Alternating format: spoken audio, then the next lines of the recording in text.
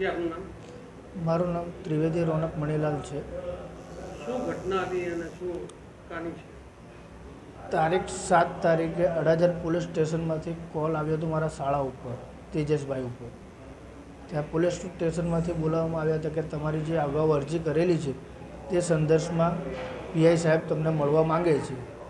એની માટે અમને ત્યાં બોલાવેલા હતા. તો મારા શાળાનો ફોન મારી પર આવ્યો કે તમે ચાલો મારી સાથે. તો એની સાથે હું ત્યાં ગયો હતો.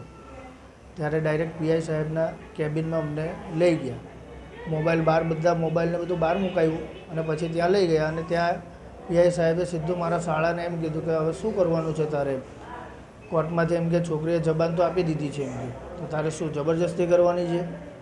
પછી મારા શાળા સાથે એમણે ગેરવર્તન કર્યું, ગાળાગાળીનું બધું, કે 10 વર્ષ સુધી તને અંદર નાખી દઈશું, કેસમાં ફસાઈ દઈશું, તને ખબર છે કે કાયદા કાનૂન શું છે ને શું નથી એમ.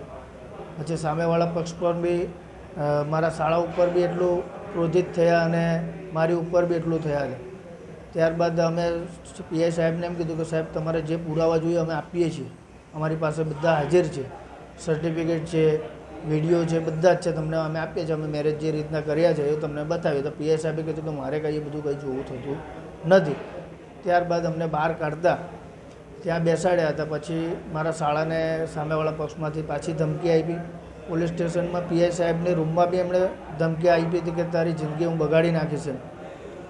ત્યારબાદ અમને પછી સીધા લોકઅપમાં નાખી દીધા, કોઈ પુરાવા બતાવ્યા વગર કે આ લોકોએ અમારા વિરુદ્ધ શું કાર્યવાહી કરી છે ને બધું રજૂ કર્યું, બતાવ્યું અમે. તો એ લોકોએ ના પાડી અને પછી અમને સીધા અંદર નાખી દીધા.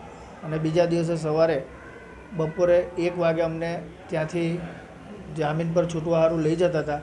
પોલીસ વેનમાં બેસાડ્યા અને લગભગ અડાજણ ડીમાર્ટ પાસે અમને વાનમાંથી ઉતારી પણ દીધા હતા.